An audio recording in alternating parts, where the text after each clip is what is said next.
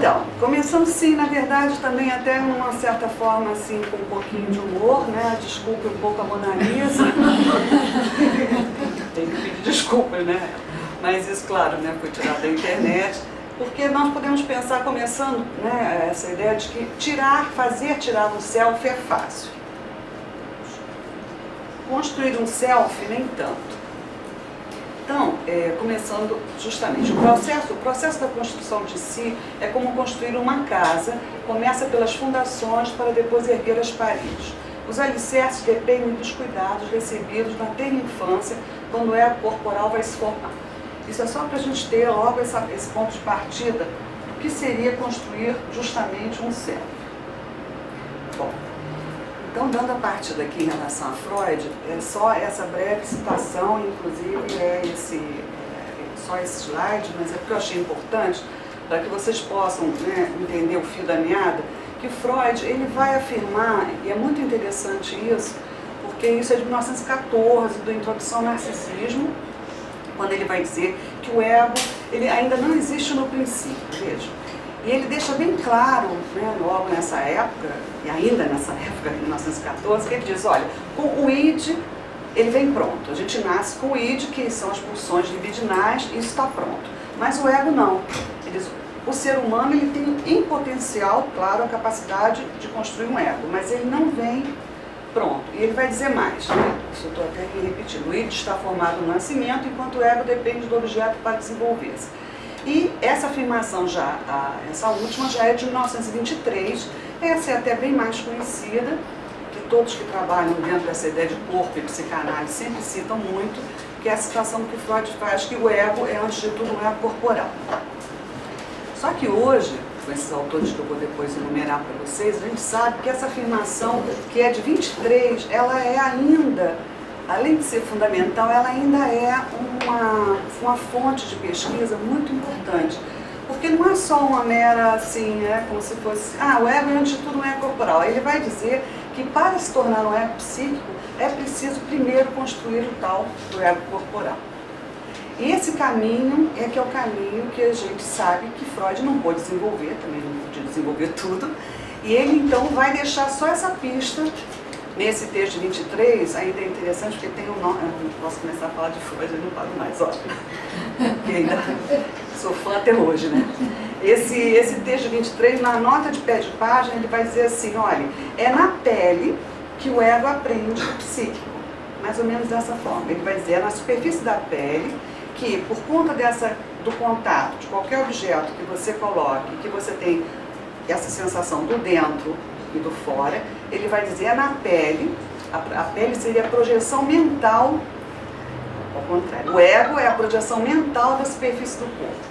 Então isso ele também vai dar como uma pista interessante, que é enfatizando que é no corpo mesmo que a coisa começa, que tudo começa. Então vamos seguir. A partir do Freud, o que eu vou convidar vocês então hoje para esse caminho, esse percurso?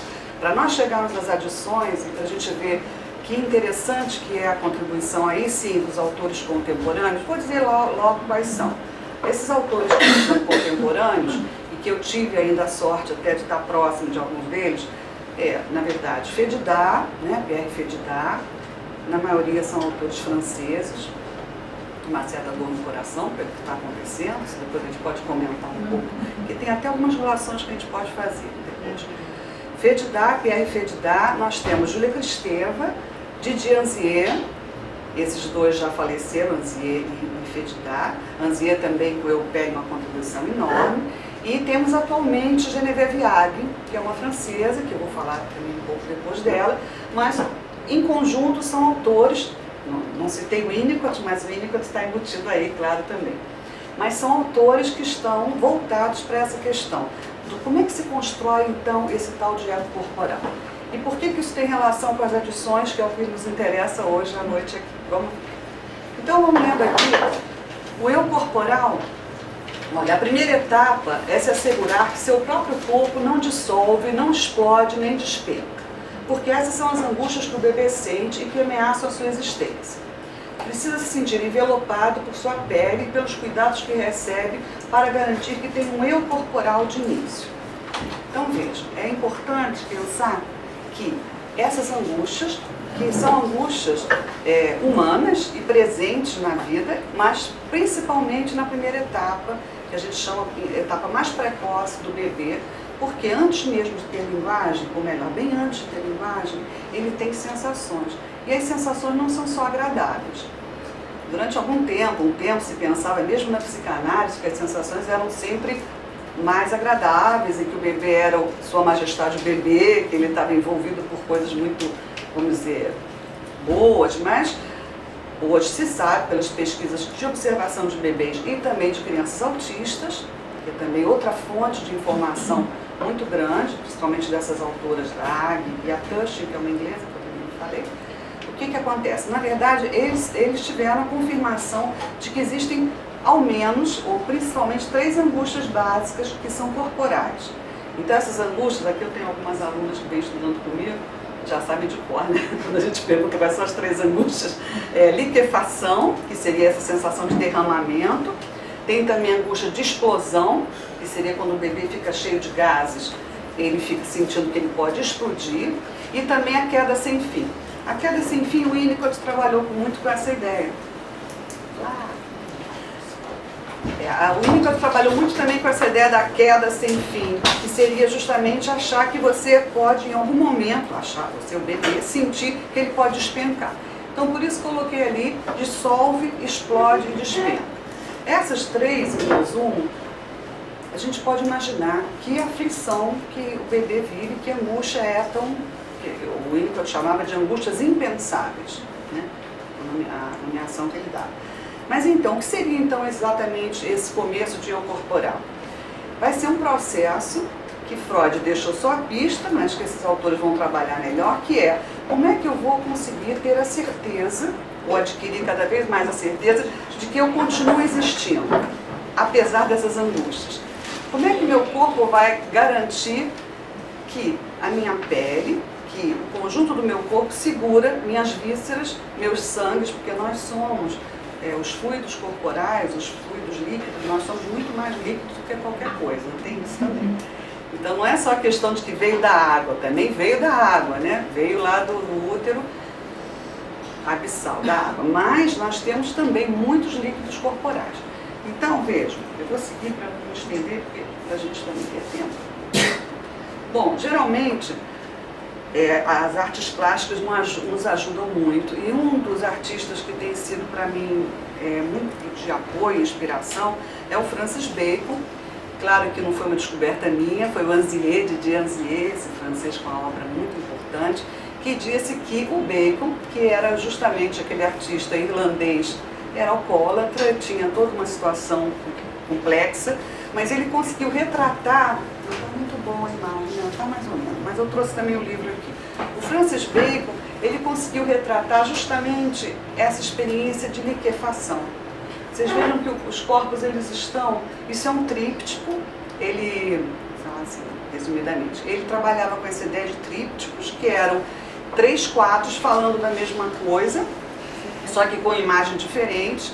Então ele vai mostrar como é que esses personagens, eles se liquefazem, tem uma certa mancha, como se fosse, o que vocês acham? Um sangue? Pode ser? Parece. A perna cortada e sai alguma coisa. Aqui ele já está todo desmanchado no meio. O Anzier, e o Anzier ele vai dizer que quando o bebê não adquire essa sensação, essa possibilidade, ele pode começar a fazer um eupele poroso. Olha como é que ele chama. O eupele peneira, que ele acha que pode tudo vazar. Por isso ele chama de peneira ou poroso. Então, o que garante que não vaza? Tubos digestivos e bolsa estômago, estamos falando a nível só de sensação, nós estamos no corpo.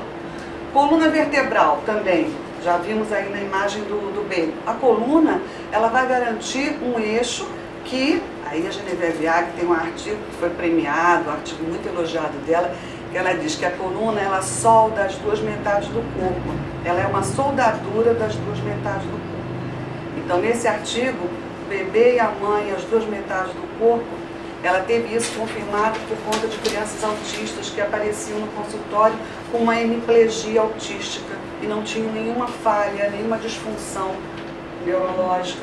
Elas apenas tinham um lado paralisado e essa ideia... Vou pegar a mão de alguém aqui. Não, esta sua. Então, por exemplo, o autista ele pega a mão do outro como se fosse a dele e ele faz uma metade, essa metade dele junta com a metade do outro, é uma viagem. E é aqui que ele faz uma às vezes. Então é por isso essa mão não tinha que ser aquela. Acho que não vai ser. Essa mão aqui, ele, por exemplo, desenha com a mão do outro. Isso é muito frequente na criança autista, ele pegar a mão do outro para desenhar. A gente não entendia por que isso acontecia. E com as pesquisas, com essa autora, a gente sabe que ao invés dele soldar assim, as duas metades dele com a coluna dele, ele solda aqui com aquilo com a mão do outro e usa a mão do outro para fazer.